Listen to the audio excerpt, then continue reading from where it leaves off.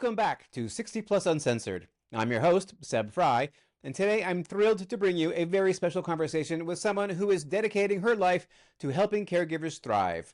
My guest is Sue Ryan, an internationally recognized speaker, coach, and author who founded the Caregiver's Journey.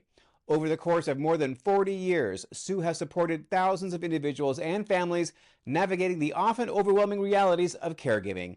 She's developed practical tools, compassionate guidance, and a roadmap that helps caregivers move from surviving to thriving.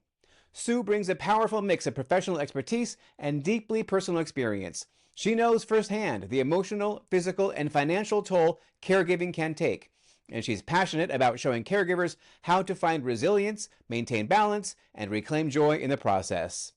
In today's episode, we'll dig into Sue's journey, the lessons she's learned, and the strategies she shares to empower caregivers everywhere. You won't want to miss this one. Sue, thanks so much for being here. Tell me a little bit about the Sue Ryan story. The Sue Ryan story. I am living the life right now. I am so incredibly blessed to be doing all of the things that I am doing. And a big part of that is my role as a guide for other dementia family caregivers.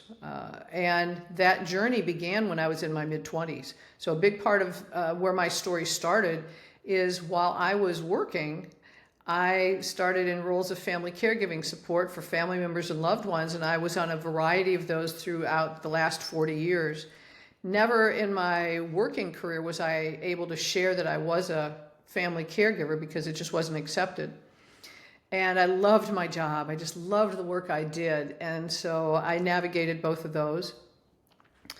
As my journey continued, it included family members like my grandmother and my dad, and overlapping my dad by a few years was my husband. And they have all celebrated their birthdays back into heaven. And I recognize that a part of my life purpose, obviously, if caregiving continues to come into your life, there's a purpose in there. And it was to help people navigate their journeys more easily than I did, and to share the lessons that I had learned. Another part of my story is that I am so blessed that back in my 20s, I was working with Nancy Treaster and her husband, Kim. We worked in the same company. And our paths stayed together for a while. We were neighbors for a while, and I got transferred, and life continued, and we didn't stay in quite as close a touch, but we stayed connected. And her husband was also diagnosed with a type of dementia, and she and I began having conversations. And we both recognized how frustrating it was. She was going through trying to find answers to questions she didn't know, and she would call me and I had the answers. And one day she said, "Not everybody has a Sue. We've got to do something about this." And we created the Caregiver's Journey, so that we could help dementia family caregivers. Both of us have a lot of experience in the dementia environment. And we've been, for the last year, bringing our podcast out and creating resources in support of dementia family caregivers. The other layer that I have also added to that is that because I was a family caregiver while also a business professional, I am taking my messages into businesses so they understand the impacts businesses are having with caregivers who can't self-identify and how easily they can rectify that. So that's another pretty exciting part of my journey. In addition to being a leadership coach, which just I'm incredibly excited about, and an educator for other leadership coaches, and I'm working on my next TED Talk. Wow, so you've already done a TED Talk. I did one several years ago, and it was based on a lesson that came to me when I was caring for my dad. And it's about, in the moment of an experience, we can't possibly know if it's ultimately good or ultimately bad. And the lesson I took from that was massive acceptance and radical presence. And I can share more about that story as we go along if you'd like. But yeah, that was my first TED Talk. And I'm preparing my second one.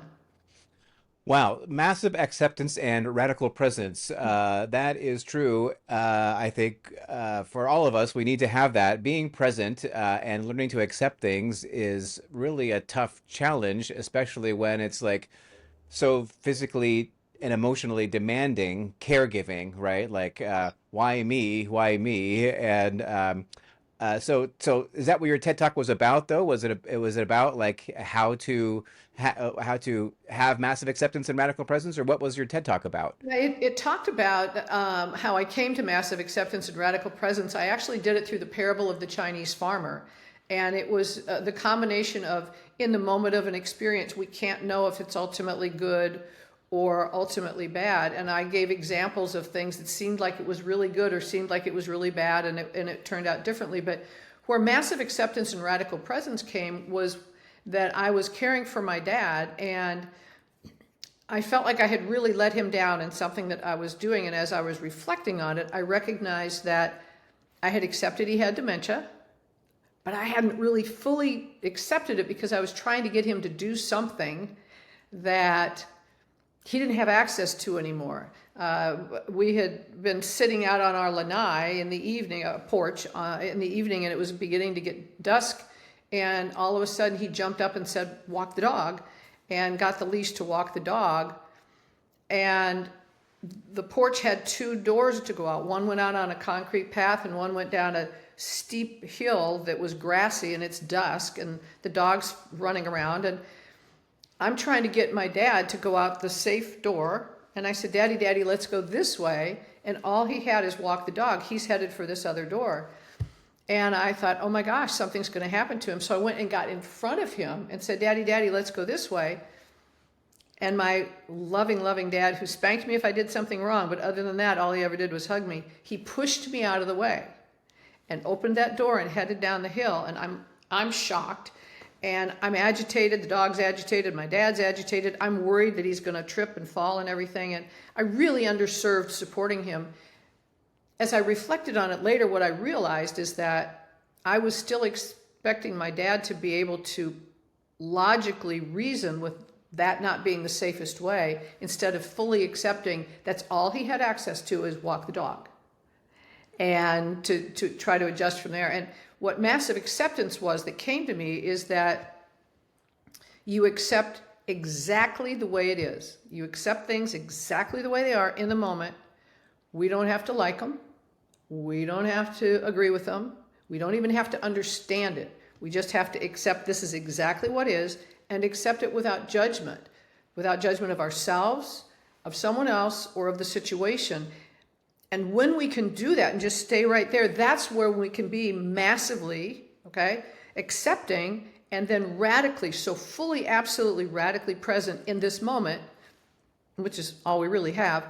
But we're able to stay so fully present that we can make the wisest choice. And I realized that had I been so present to my dad and known that's all he had access to, I would have walked next to him. I would have talked calmly. I would have kind of looked around for things, but I would have made it a much easier experience. And it also would have helped him maintain his dignity in this journey. And so I've lived from that in all areas of my life, and I share that. And it was really transformational in my life's journey. And how old were you when this happened? And how old was he when this happened? I was about 60 years old, and I realize I don't look like I'm 60 yet. No, exactly. I'm going to say what? I This was isn't about happens. 60 then, so he was in his 70s.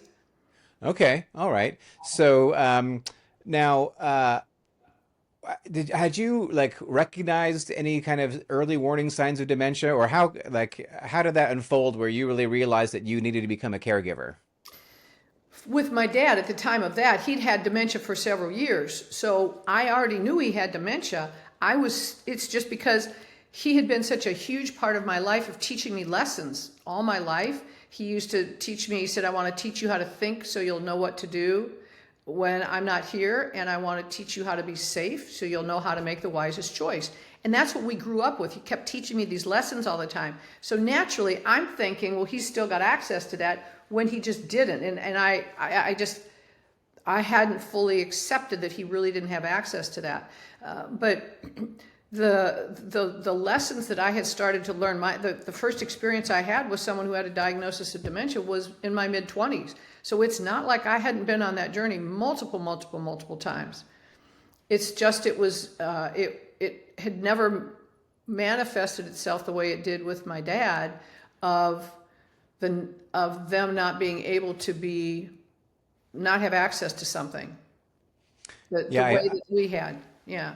yeah, I imagine that dementia manifests itself differently in everybody. Yes. There's no one simple thing. But so you said you were caring for somebody with dementia in your 20s. So is this Yes. like a grandparent or There's another family member. Yes.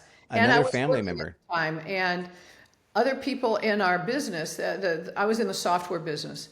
And just culturally, we didn't share anything about our personal lives, and you did not show up. And the career path I was on, I was not going to share that I was a caregiver. And other people at the company I worked at and other companies I had observed that when they identified that they were a caregiver, they weren't given the same career opportunities. And when I was in my 20s, it was challenging enough to be a woman, and I was not going to let that get in my way. And so I certainly was not going to let caregiving get in my way either. And it just never presented itself. And so I don't want anyone else to have that journey. I want other people to be able to have it because it's so similar. For example, it's a temporary season. So is, for example, things that companies have already addressed: maternity leave, okay, bereavement. There are different leaves. There are different kinds of programs that companies have already created programs for that are temporary seasons. Dementia is a temporary season, so it's things that we already know how to adjust and adapt with other temporary seasons to have teamwork and things like that. So I am working to try to help companies recognize how easily they can simplify that process for caregivers. So you were in software. I was in software. So is that where was that? Was that Silicon Valley or where were you in that I business? I started out in Atlanta, Georgia, for a company called Management Science America, and I worked for many years for a company called Dun& and Bradstreet Software, and then PeopleSoft. And PeopleSoft PeopleSoft, was out. HR, the HR platform. Are they still around? They were acquired by Oracle, Oh, right. Okay, I but remember I that. worked for them, and I sold in their financial services. I helped launch their financial services division for Okay, all sales. right. Yeah, PeopleSoft. That's a name we used to hear all the time, and yep. so it Great wasn't culture, great company. except that they had no time for caregiving. Now, was that, I mean, was that just like your peers or like your management, like one step up, or was it like a corporate It was thing? just wasn't in all company in any of the companies that I had worked for. It just wasn't anything that people addressed at that time. It wasn't and there were a lot of other things that people didn't raise the banner for, and it's just kind of kept going that many caregivers, if you are a caregiver, you're seen as not being able to also manage the demands of work. And so people who are caregivers at work, some companies have gotten it. Some companies are doing a masterful job of embracing caregivers and have programs that support them. And when you think about it, if you've got like a medium to a larger size company, they've already addressed a variety of different, again, temporary seasons. I'll just use maternity leave for an example. They've financially, legally, operationally figured it out, organizationally figured it out, teams figure out if someone is going to be gone for a period of time, how to restructure our teams. They've gone through for support programs, they've gone through what those would be legally and for benefits and look at all of those things in companies. So the processes have already been put in place for other comparable kinds of temporary seasons. So when companies recognize, it's like around $40 billion it's costing businesses conservatively in the United States alone for the hidden costs of caregiving throughout their companies. And my goal is that within 3 years, we don't talk about it anymore because it's no different than any other temporary season. So we have like the Family and Medical Leave Act, which came Mm-hmm. out in 1990 something, right? And Yep. did that address caregiving at all or no?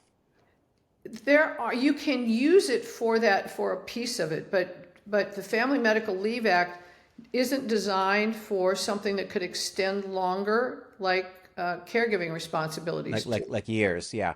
Yeah. So okay, so you just talked about some employers, and they sounded like major employers. Most people don't work for major employers. So as you Correct. when you're in your 20s and you were in a job environment where like they would not have offered you anything to be a caregiver.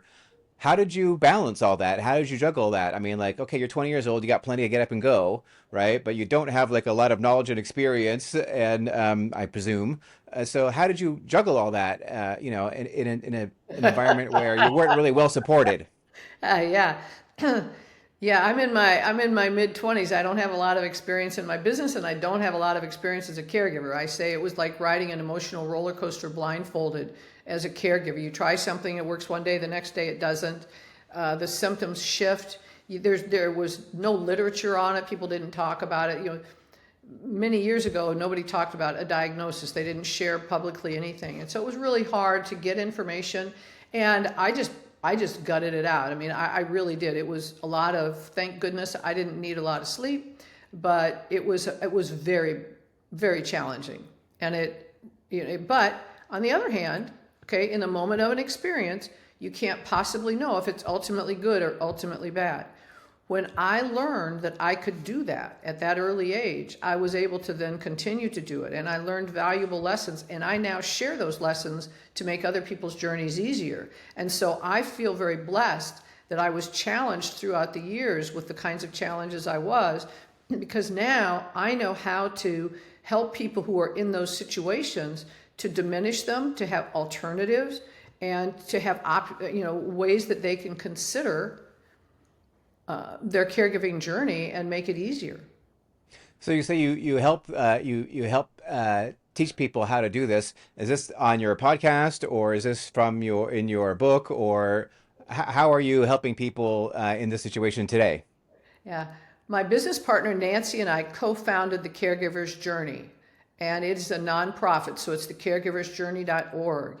And our goal is to help dementia family caregivers learn about caregiving, get valuable insights, so they shift from where we were, like frustrated and overwhelmed, and as I say, sometimes frightened because we were, to being more confident and feeling supported in their caregiving journeys and more educated. And so to do that, I began first by writing the book that I did, and it was about my journey, and it was sharing tips. And what Nancy and I said when we launched the Caregiver's Journey is, we don't want chit chat. We're doing practical tips, candid conversations. So our podcasts and the blog posts that we do are based on practical tips and candid conversations that are very specific. For example, not a lot of people, there's nothing exciting about this one, but we have people who are bedbound. There aren't guides for how to change someone who's bedbound and has bowel movement. And you try to figure that out. You didn't go to class for that. And so we wanted to bring forward things. We also said, in the dementia journey, for example, as your care receiver, as the diagnosis progresses, they see things differently. So they see shadows where we wouldn't. They can't adjust to height. Steps going up or down seem different to them. So we bring these things and these different kinds of lessons to caregivers so that they're learning along the way. And we just created something that we're really, really excited about. And it's a roadmap. We call it the Navigating Dementia Caregiving Roadmap. And what we said is, from our journey experiences, there are 3 stages. We've got in the beginning, there's the diagnosis and things are just getting started. And then there's that messy middle when they're needing more support and we're needing to kind of lean in and help more. They still know that something's going on, and so they can be very resistant. And it's how do we navigate that, which those are issues that are different from in the beginning. And then again, as the disease progresses, we've got what's called later on. So now we're fully in control and we're navigating the rest of their lives. So we created this 20-step roadmap. And it's got resources for people in the different stages. It's got what the stages are. It's got the kinds of things they're going to need to know about. And it helps people know what you need to know when. And a lot of it's based on things we wish we had known, or that we tried and didn't work out so well. And so it's really to help people. And the roadmap, we've broken it up so it's manageable, so you're not overwhelmed when you first get started on that journey with information coming from everywhere, you can kind of figure out how to prioritize what's most important. Well, don't get overwhelmed. I would imagine that everyone gets overwhelmed. I mean, like to have like you have no experience, in this maybe whatsoever. You certainly didn't when you were 20 whatever years old. I mean, if I had to care for somebody with dementia, I would be completely overwhelmed. Yeah. So, You didn't go to like, school for it, you well, you know. didn't go to school for it, but just also like just the like because like I'm on Reddit and I read this is subreddit aging parents, right? And I'm reading all these things about like how people are like caring for their parents and like the stories they tell. It is just incredible. So Yeah. what do you do from like okay well the resources you could go and find those resources I mean like if you Google it or ask ChatGPT I mean you'll get some pointers on where to go but like how do you deal just with that overwhelm on like an emotional or mental level and still function at your job day to day? Is it because you have massive acceptance and radical presence? Is that I mean do you meditate? I mean like what do you do? What do you do? Yeah. When we look at, where all of this kind of comes from, it's interesting because we take our loved one to the doctor and they go through a battery of tests and you sit with the doctor. I remember sitting with my husband. We were holding hands when the doctor came in and gave the diagnosis. And we went with page after page after page after page of information for him. All kinds of stuff for him. Things to do. So I immediately wanted the PhD in his diagnosis and I wanted the PhD in being the caregiver for him. Well, there were crickets for me. There were, lots of different things for him to do. So you leave and you like, I don't know what it is. I don't know. And then you don't even know the questions to ask because you don't know where you need to start. And the reason that we started this roadmap is because it would have been really helpful if we had known some of these things in the beginning or, before that. And so now when we have, for example, it's great to have ChatGPT. It's great to have all of these different kinds of resources. And yet it's still overwhelming because they don't know how to filter for you what you need. And if you don't know the question to ask, it's like, okay, what questions do I ask? What do I need to know? And then you're dealing with a loved one who is going from being, a parent, a sibling, a spouse, to someone who is becoming a patient, a care receiver, and the people who you've normally been asking questions to and talking to and sharing your frustrations with is now the person who's frustrating you or that you're afraid for, well, all of these different emotions that are going on that you don't really know how to navigate. And so there's a lot going on. And what we're focusing on is helping people be able to focus on fewer things at one time. And kind of get an idea of the things. Because, for example, one of the things that I learned in my experiences, people talk about grief, which is reasonable. And there are more books than, you fill a library with the books on grief, and I have all the respect in the world for those. What I learned, though, for me, is that it's not necessarily the stages of grief. I recognized with my care receiver that I had what I call drip grief. Because every day when there's something that they can't do anymore, or when there's something that changes, you grieve that. When you look at a picture of a trip you had gone on and know you'll never do that again. And so there's a little bit of grief all along the way. And yet you still have all of these other responsibilities, so you don't do anything with it. It just eats at you continuously. Well, what do you do about that? So there are all these things you're not even aware of. In my earlier journeys, I wasn't aware of that. And it wasn't until I just really sat back and recognized, there's a little of that. So, it is tough when we don't have the answers and we don't know what they are. And so we're trying to help people kind of get a little bit of a path to what it is that they can be doing and we share our lessons of things that we've learned how to do. We've brought on experts. For example, there's now this Medicare guide program that's recently come out. And we aren't experts in that. So we went to the experts and had them on our podcast to teach people what it is and how to find out about it. What is the Medicare Guide program? It's a program that they've got that supports family caregivers. And there's the number of qualifications that you can become a member of that. It doesn't cost anything. They'll help bring resources to you. They'll help get tests for your loved ones, and it's guiding the dementia experience. Huh. And And so is it like a website you go to, or is there a phone number you call, or how it's a does it work? blend of things. There's a website there. We've got all of that on our website. But there's a website. There are phone numbers, and then you find out where the programs are, and then you work with actually. They have individuals that are a part of this program. They do assessments.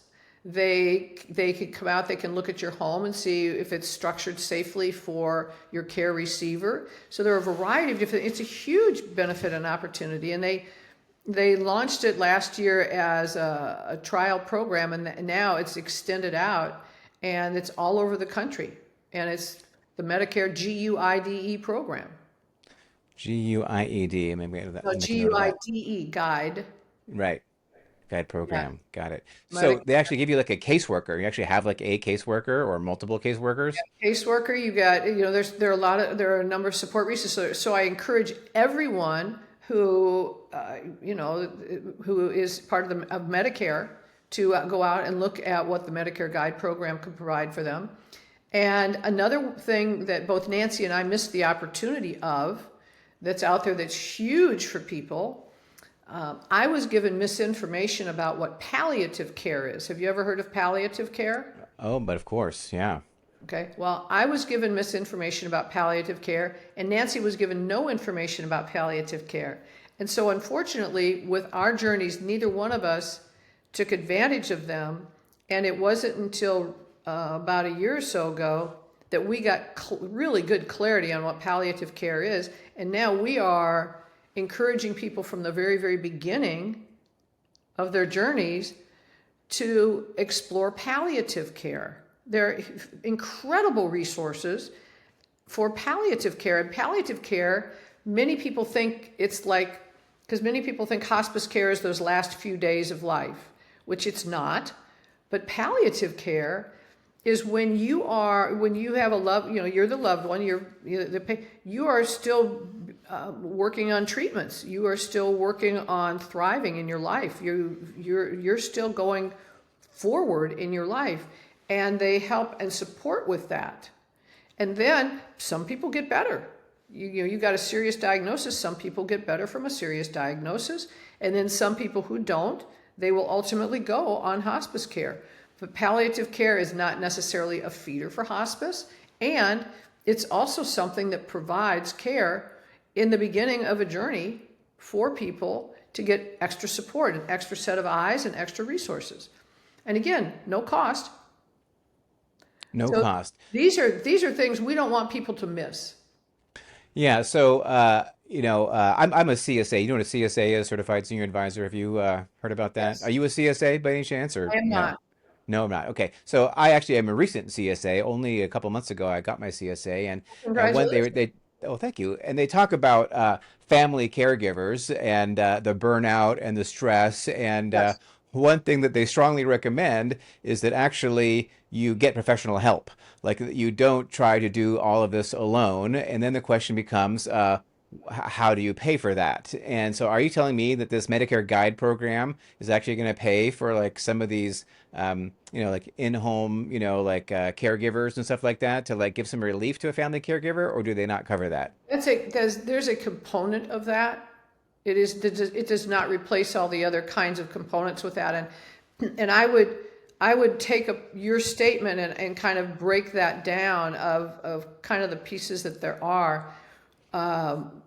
When both Nancy and I look at our caregiving journey and the concept of burnout, we are very, very firm on practicing self-care and prioritizing self-care and learning what that means to an individual and what ways you could practice self-care. The analogy about putting your oxygen mask on first, Yes. Good Is analogy. so exactly true. I mean, yes, it's, used all the time, but it's really real, because if you don't, when you're in the airplane, you've got about 15 seconds before you lose your reasoning. And so when we're not practicing self-care, and Nancy and I both had experiences where we kept shaving off, shaving off, shaving off. We're highly functioning business professionals. We can do this, we can do this, we can do this. And we kept doing more and more and more, taking less and less, less sleep, less workout, less all these other things. And there comes a point in time where it's like, okay. And so, a piece of it is for us is practicing self-care so we do keep ourselves healthy. And the number one thing that I talk about with practicing self-care is getting an accountability partner, because we are the best at lying to ourselves. Well, I can do that later. Well, if I don't do that now, I can do that later. And then we don't. And then when we are overwhelmed, we don't necessarily see it in ourselves. But if we have an accountability partner who can see it, who can tell, they give us early warning signs, and that's hugely valuable. So that's a piece of it. Another piece of it is that many people don't explore local resources. Many churches have respite programs. Many places have day programs. There are a number of different places where we can get support, or our loved ones can get support, and some of these have little or no cost. And so there are a variety of different options for people to be able to get solutions. And I think one of the most important ones that I was a part of is local support groups. They've got them, if you live and you can't get to something, they've got them on Facebook. But we went to one in our community, and I would be in the support group for myself, and my husband or my dad were in the support group for their diagnosis. So, and again, no cost. You're very, you're encouraged to make a contribution, but there was no physical cost. I didn't have to pay to go to those, and yet you're around a community of other people who have ideas, who are going through what you're going through. Who, because we don't know what it is we don't know. So these resources is this part of a map? I mean, would I find this on the map that you have created? You Where to find go this for this? map, yeah, and then if people, if they're somewhere and they look up their diagnosis, dementia is the umbrella, and then there are a number of different types of dementia. There's dementia with Lewy bodies, there's frontotemporal, there's Parkinson's dementia, there's Alzheimer's disease. So there are a number of the different. If you look up support group for your diagnosis, you'll find different local support groups or online support groups and things where you can get resources to help. And yes, we've got information for that in our guide. So all dementia is not created equal. You just listed like 5 different kinds of dementia, and so you I guess you would need to go to a doctor, and then that you would get diagnosed. But I would imagine there might be some kind of like overlap or gray areas. But there are specific patterns of treatment and care based on the type of dementia that you have. Sure. For example, my daddy had frontotemporal dementia with aphasia. Aphasia means that you lose the ability to speak. And so he had the dementia part of it, which is a neurocognitive disorder where the brain cells aren't functioning and you're not able to connect things. And then his speech began to be more and more impaired. And he would think of something and he knew what he was trying to say, but he couldn't get the words out. And my husband originally was diagnosed with dementia with Lewy bodies, and then they shifted his diagnosis to Alzheimer's disease. And so people have different diagnoses, and there are a wide variety of them, and they do symptomatically show differently based on the type of dementia it is. So what are like the early warning signs of dementia? Now, are they the same for regardless of the type of dementia that you have, or are they all different types of warning signs based on the type of dementia that you end up getting diagnosed with? I would say it's a yes and a no. So I'm not trying to be vague, but sort of where I would come from it is you usually begin looking for something that's dementia oriented when there are cognitive challenges. When there are cognitive challenges, the doctors are going to look for something that might be like a blood clot or something that would be putting pressure in a part of the brain, or they're going to be testing to see if there's a type of dementia. Symptomatically, it shows up differently. For example, dementia with Lewy bodies, that's associated with hallucinations. And so that manifests itself differently.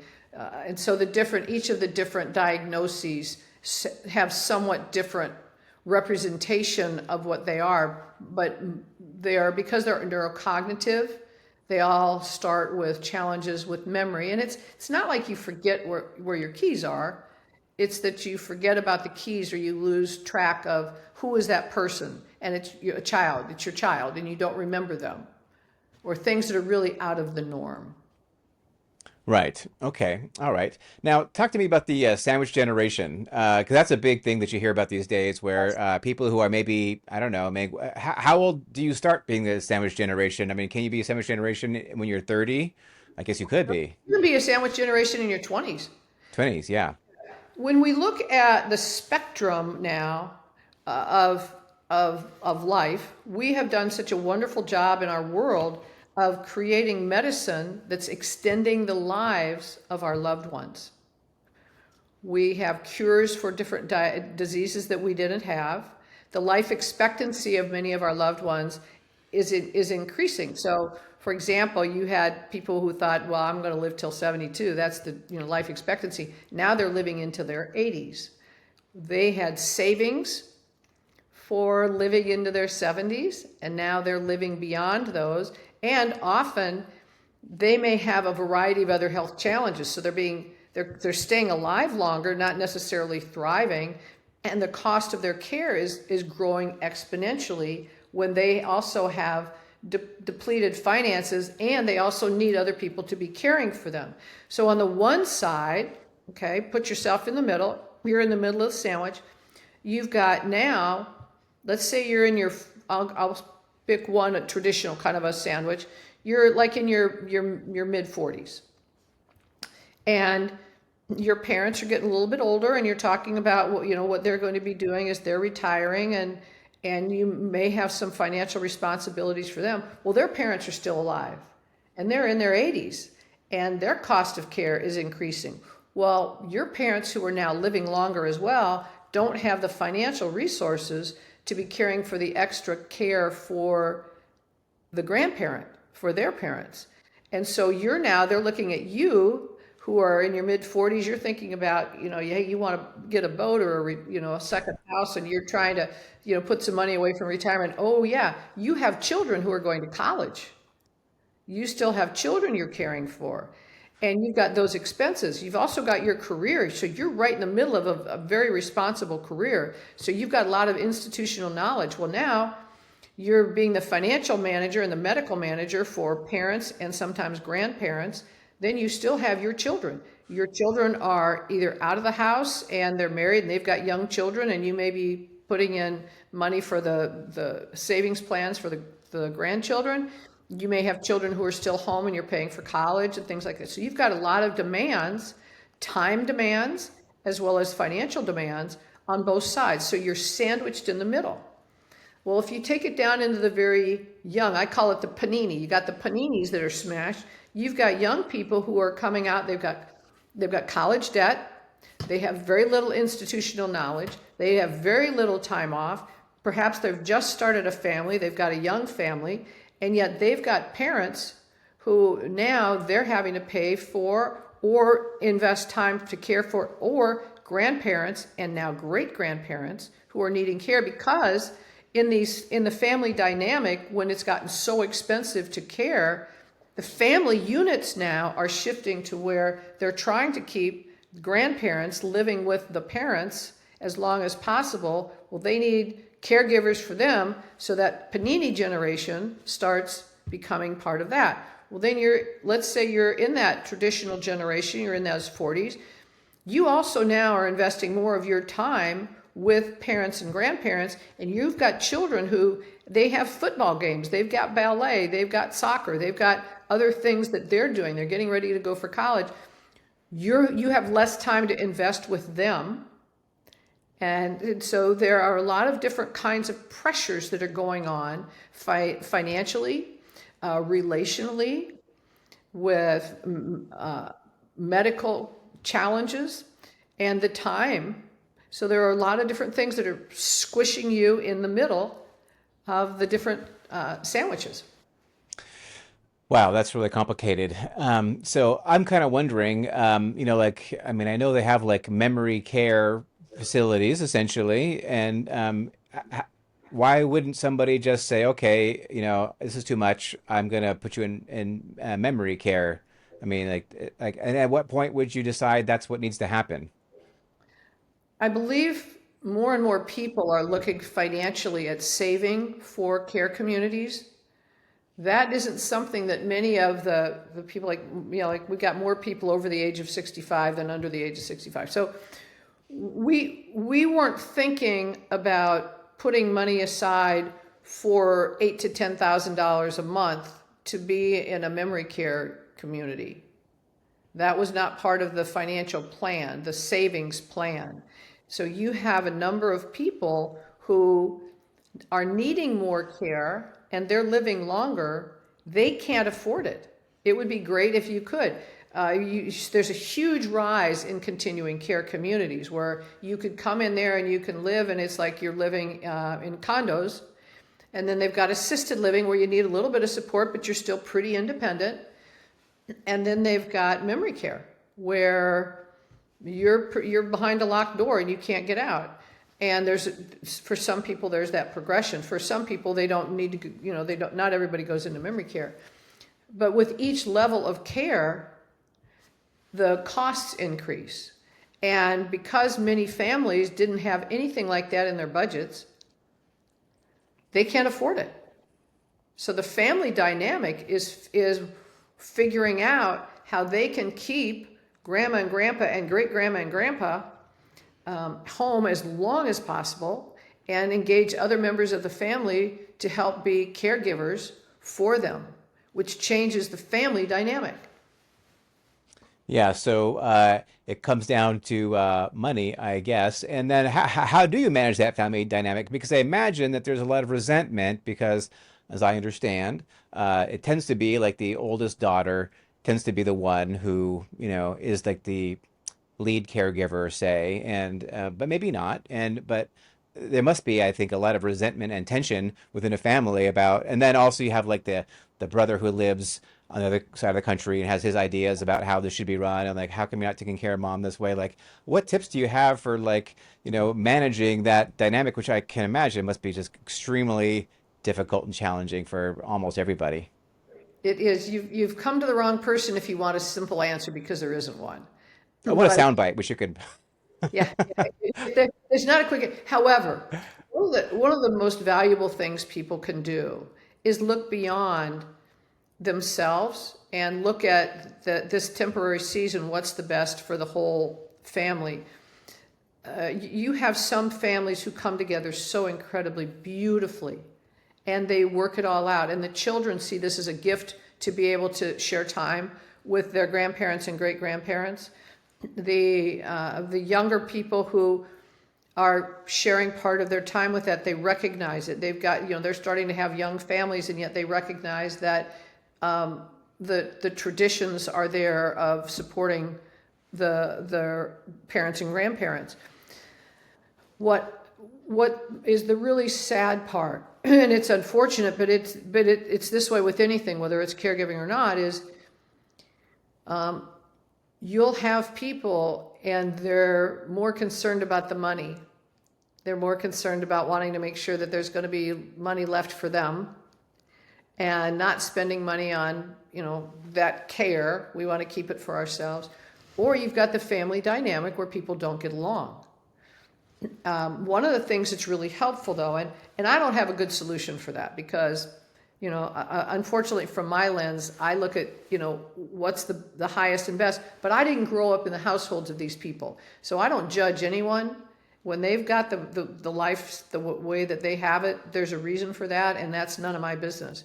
It's sad, incredibly sad. However, what I will say for the people who really are trying to figure out how to do things correctly, here's an example. We had some good friends, and they were caring for their mom. And so one of the daughters lived in town, and two brothers, neither of them, one lived completely on the other side of the country, and one was a doctor, and he was a surgeon. So he didn't have the flexibility of time that some people did. And so the daughter ended up being more of the primary caregiver.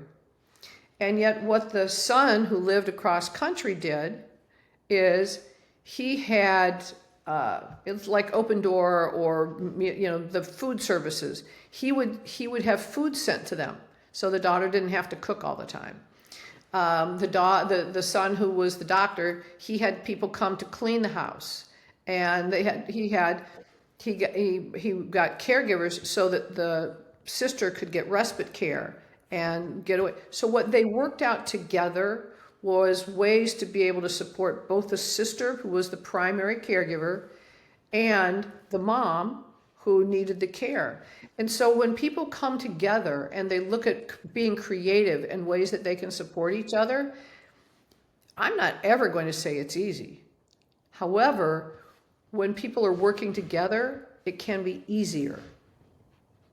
Yeah, I would imagine that it would be easier, but I just from reading that subreddit about aging parents, and people go there to vent, I guess. But man, there's a lot of friction and tension in households where families where they are having to provide that level of care. So, do you have anything for like families as a whole, as opposed to individual caregivers, as part of that map or on the caregiver's journey?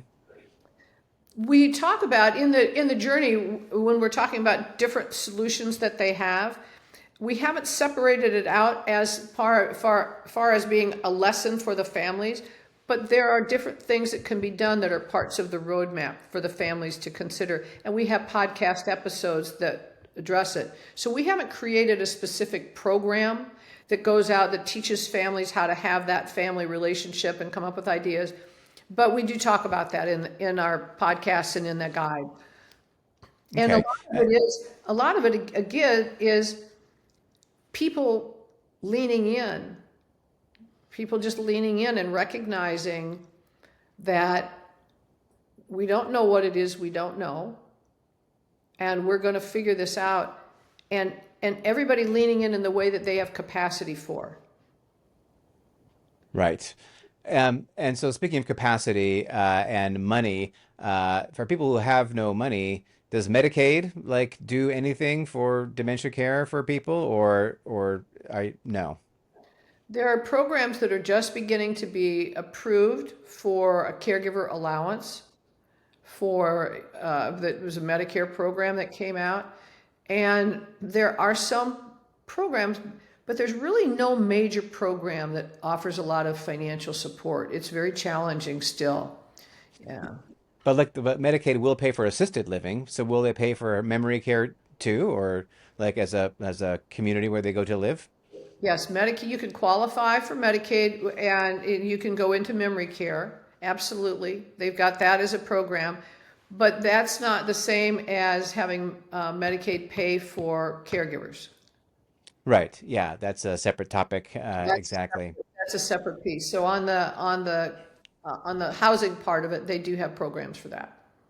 Right. Okay. So like on a personal level, Yeah. this must be really consuming out of your life, like a lot of people, maybe, I don't know how old you are, but let's just say you're over 60, might be kicking back at this point and, like your caregiving days are maybe largely behind you. You might be, wanting to be in the Bahamas or whatever. What keeps you going? Like, how do you wake up every morning and still like throw yourself into this? Where does that spark and motivation come from?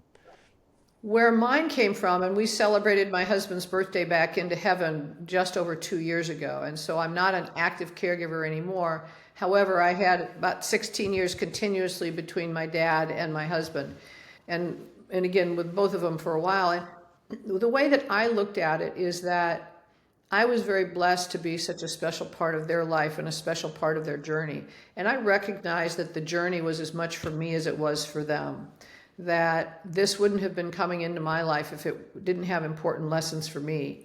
And I felt so blessed to be able to be a part of helping their life be as positive as it could be. And so as long as I practiced self-care and tried to keep myself somewhat balanced, I really did keep a very positive attitude about it. I was concerned at times, and yet what I would do is I would reach out because it's incredibly expensive.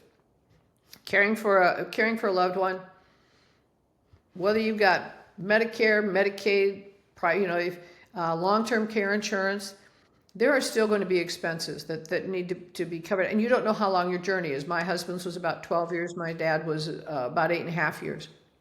So we don't know how long their journey is going to be. And so it's important for us to learn how we find our balance. And that's what I did. And I found my balance in recognizing that I was blessed to be able to have the opportunity to show my husband how much I loved him through this journey. And the same thing with my dad. My parents, had shown me all this love all my life, and I had the opportunity to do that with my dad. And I saw that as a great gift in my life. Not the same lens that other people have, but that's the one that I had. And I'm unquenchably curious about what else is possible. So I saw this as an opportunity, especially when I had really challenging times, to learn. What is there here for me to learn? And what is there here for me to know? And what I also did that was for me very helpful is I knew I didn't have the answers, so I reached out to people all the time. I was just unquenchably curious. I just asked people, all the time, what do you, give me, do you have any ideas, anything you can think of? Sometimes people did, sometimes they didn't. And yet I was fine sharing. Now, when I was working, I wasn't able to do that, but when I stepped away, and what I hope many people will do, if you're working and you're a caregiver, I hope that you have healthy conversations and with like human resources, or find out if the culture of your company does support caregiving, and let everybody know. Let people be part of the journey. Don't keep it in. If you have the ability to share it with people, share it. People want to help. And that's one of the biggest things that we say that helps us, and it helped us on our journeys.